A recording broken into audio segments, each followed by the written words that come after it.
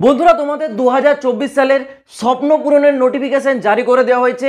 যারা তোমরা চাও একটা বড় পোস্টে চাকরি করতে কেন্দ্র সরকারের, তোমাদের জন্য সেরা সুযোগ এসএসসি অর্থাৎ আমাদের ভারতবর্ষের সবথেকে বড় সংস্থা স্টাফ সিলেকশন কমিশনের তরফ থেকে রিক্রুটমেন্টটা জারি করে দেওয়া হয়েছে। রাম রাম বন্ধুরা, নমস্কার। আশা করছি তোমরা সবাই খুব ভালো আছো।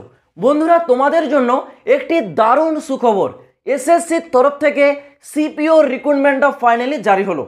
তোমরা যেটা এক্সপেক্টেড করছিলে ভ্যাকেন্সি, তার থেকে অনেক বেশি সংখ্যায় ভ্যাকেন্সিটা তোমাদের জারি করেছে এসএসসি।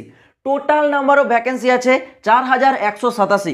4187 পদে এসএসসি তার সিপিও রিক্রুটমেন্টটা জারি করলো।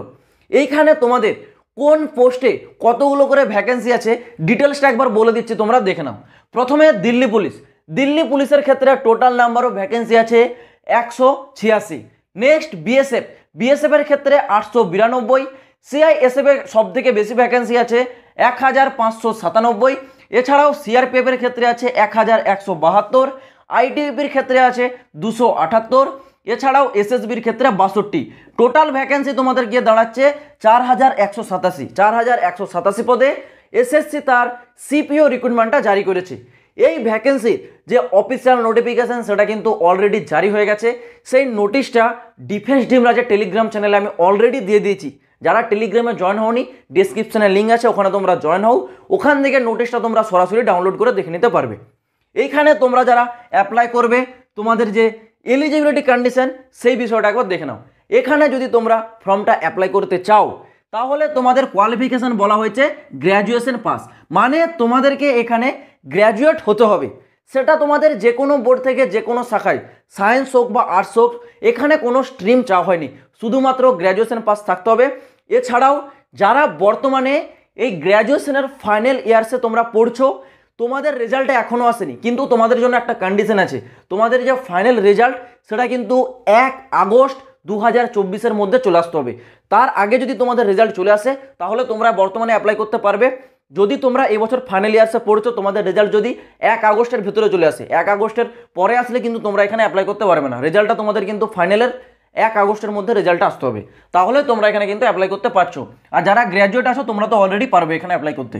নেক্সট, এখানে তোমাদের যে বয়স সীমা সেটা জেনারেল এবং ইডাব্লিউএসদের ক্ষেত্রে আছে কিন্তু 20 থেকে 25 বছর বয়স। যারা ওবিসি আছো তোমরা 3 বছরের ছাড়, যারা এসটি এসসি আছো তোমরা কিন্তু পেয়ে যাচ্ছ এখানে 5 বছরের ছাড়। নেক্সট, এখানে তোমাদের সিলেকশনটা কীভাবে করানো হবে সেটা একবার দেখে নাও। সিলেকশন প্রসেসে প্রথমে তোমাদের পেপার 1 হবে, ঠিক আছে? পেপার 1 তোমাদের রিটার্ন এক্সাম হবে। তারপর হবে তোমাদের পিএসটি অ্যান্ড পিইটি, যেখানে তোমাদের ফিজিক্যাল টেস্টটা কন্ডাক্ট করানো হবে, হাইট ওয়েটটা চেক করা হবে। তারপর হবে তোমাদের পেপার 2। নেক্সট হবে তোমাদের মেডিকেল এক্সাম। মেডিকেল এক্সাম হওয়ার পর তোমাদের documents verification and final merit লিস্টটা তোমাদের জারি হয়ে যাবে। এবার তোমরা যদি চাও, এখানে তোমাদের পেপার 1 এবং পেপার 2 এখানে তোমাদের সিলেবাসে কীরকম কোশ্চেন থাকে, এছাড়াও পিইটি পিএসটিতে তোমাদের ফিজিক্যালটা কীভাবে করানো হয়, এই বিষয় নিয়ে তোমরা যদি একটা ডিটেলসের ভিডিও চাও, অবশ্যই তোমরা আমাকে কমেন্ট করবে। তাহলে তোমাদের জন্য এই এসএসসি সিপিওর সিলেকশন প্রসেসের ওপর খুব শীঘ্রই একটা ডেডিকেটেড সিলেকশন প্রসেসের ভিডিও নিয়ে আসবো। নেক্সট, এবার তোমাদের অ্যাপ্লাই ডেট। অ্যাপ্লাই ডেটটা তোমাদের অলরেডি জারি হয়ে গেছে এবং ইতিমধ্যে তোমাদের অ্যাপ্লাইটা শুরু হয়ে গেছে। অ্যাপ্লাইটা শুরু হয়েছে তোমাদের 4/3/2024, অর্থাৎ 4 মার্চ থেকে তোমাদের ফর্ম অ্যাপ্লাইটা শুরু হয়ে গেছে। অ্যাপ্লাইয়ের লাস্ট ডেট আছে 28 মার্চ 2024, ঠিক আছে?